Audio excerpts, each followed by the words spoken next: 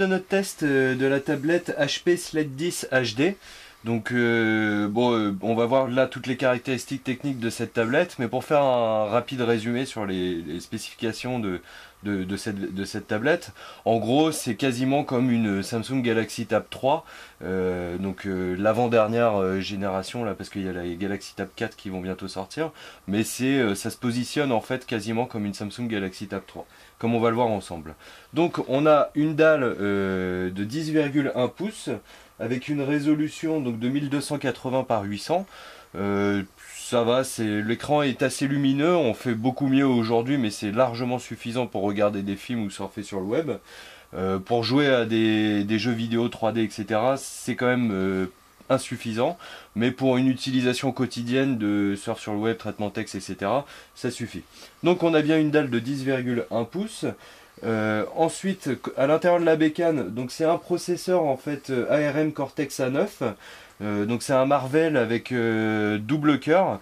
Moi je regrette un peu, c'est seulement cadencé à 1,2 GHz et à l'intérieur on n'a que 1 Go de RAM. Alors pour l'avoir bien utilisé là pendant une semaine, c'est vrai que j'ai constaté il y a quand même pas mal de ralentissements. Côté processeur, moi c'est vraiment le gros bémol sur cette tablette, parce que le reste est en soi assez convenable. Donc à l'intérieur, le système d'exploitation c'est Android en version 4.2 Jelly Bean. On n'a pas d'infos pour l'update vers Android KitKat, mais ça pourrait arriver dans les prochains jours ou les prochaines semaines. Donc je vais faire le petit tour du propriétaire. Alors on a bien la dalle en 1280 par 800. Ici j'ai une webcam, donc une webcam de 2 mégapixels avec ISP intégré, et on peut enregistrer en 720p.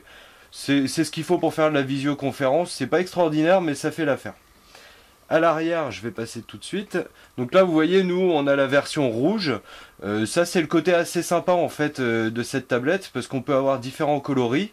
Et on a également une troisième version 3G qui est disponible.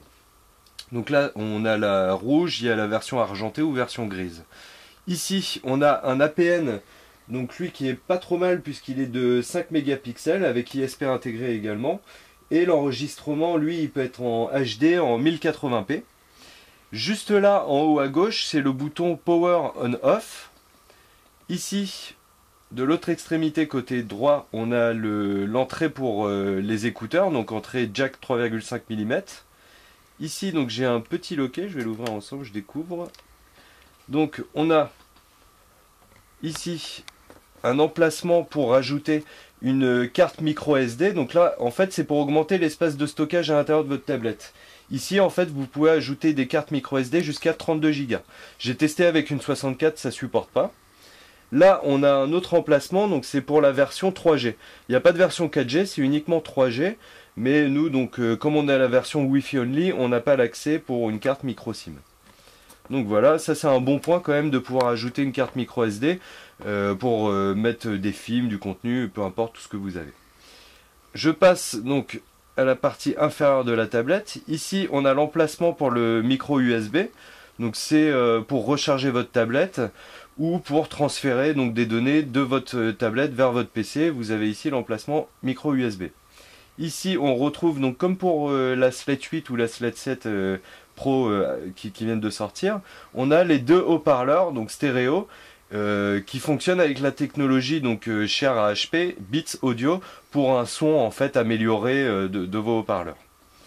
Je passe de l'autre côté, on n'a rien du tout, et sur le dessus, on a ici donc simplement en fait le micro pour la partie vidéoconférence ou le chat, etc. avec votre tablette. Donc voilà, c'est à peu près tout pour les caractéristiques techniques de cette tablette HP Sled 10 HD.